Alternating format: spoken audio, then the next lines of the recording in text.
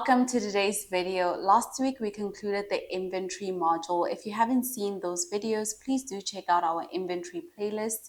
And today we're starting with a new module, and that is the purchase order. We're going to talk about what is a purchase order, and we're going to take a look at the business process flow for a purchase order in Syspro. With that said, let's get started with today's video. Firstly, what is a purchase order? Let's say, for example, you want to sell cookies to your friends, and you make a list of the cookies that you want to sell. Then you send it to a bakery. A purchase order is that list. It tells the bakery exactly what kind of cookies you want to sell and how many cookies you want to sell, so that they have them prepared before you can come in to buy them. Secondly, it makes sure that you pay for what you get. Sometimes the bakery might accidentally give you more cookies than you ordered, or even less cookies than you ordered. The purchase order helps you to check and make sure that you pay for the cookies that you have received. Thirdly, it helps you to plan ahead.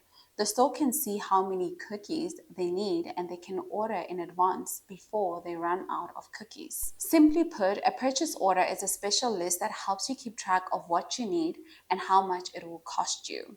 Now let's take a look at the business process flow of a purchase order in Syspro. Step 1, requisition. The first step in the process is creating a requisition. This is a document that identifies the need for an item or a service. So what it normally entails is the details of the service or the item, the quantity required, and the department requesting the purchase. Once a requisition is submitted, it will need to be approved by a designated authority. Step 2 is the purchase order creation. Once the requisition is approved, it is then used to create a purchase order. A purchase order, which is a document that is sent out to suppliers that outlines the items or services that is required, the quantity, the price, and the delivery date. Step 3 is sending the purchase order. So once the purchase order has been created, you can then send it to your supplier by printing a copy of the purchase order and then mailing it to the supplier, or you can electronically send it to the supplier via Syspro. Step 4, receiving goods. When receiving goods or services from the supplier, it needs to be inspected to make sure it matches the purchase order. Both the quantity and the quality should be inspected. Step 5, authorizing supplier invoice. Once the goods or services have been received and inspected, the supplier will send an invoice. The invoice will be reviewed and approved before payments are made.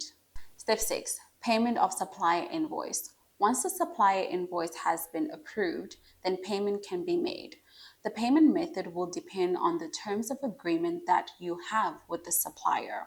We have reached the end of today's video. Please be sure to like, comment which videos you'd like to see next, subscribe, and hit that notification bell so that you don't miss out on our new videos.